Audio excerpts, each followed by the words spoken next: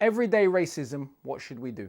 Racism is a business. For centuries, it has underpinned global economic exploitation. And like any successful business idea, it needs great marketing, PR, and advertising to ensure lasting success. And that marketing affects everyone. Let me give you an example.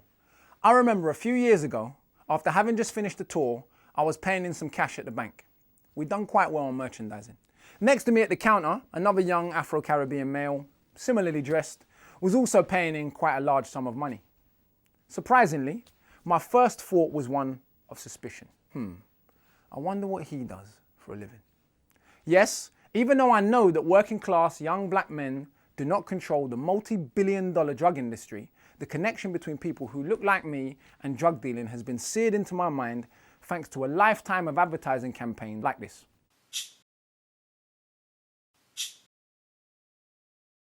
These images feed a culture of racial assumptions that produce micro-aggressions that I'm going to call everyday racism.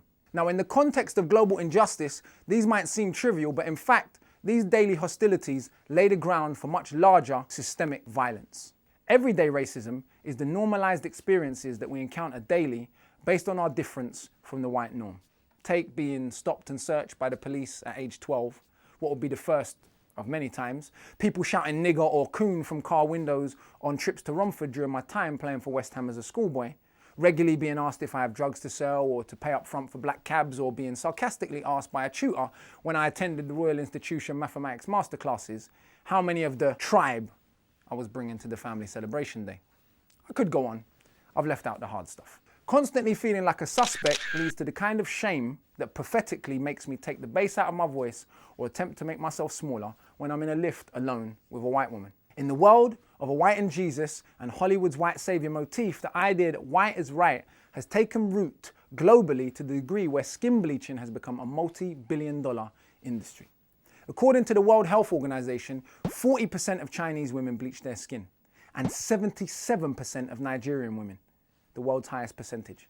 And it's not just those two countries. Millions of humans literally pouring bleach onto their skin to try and be whiter. Normalized insanity. Of course, this internalization is how effective advertising works. Major brands become etched into your psyche, and the system that sells racism is doing a fantastic job.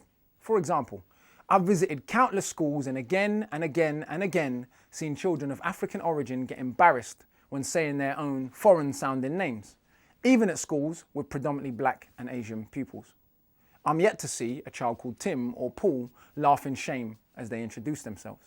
Yet racism seems to be one of the only problems that some people, conveniently, believe that we can solve without first analysing its cause and then plotting its destruction, as any concerned doctor would with any other disease. We cannot let ourselves be bullied into being silenced for fear of playing the race card. And whilst we must not conflate every act of prejudice with structural white supremacy, we must recognise the relationship between top-down propaganda and the bias that we carry. Fighting prejudice, both in society and within ourselves, is a key part of the search for justice. About 2/3 of them are African American or Latino. They're overwhelmingly poor, substance abusers, a large number of mental patients.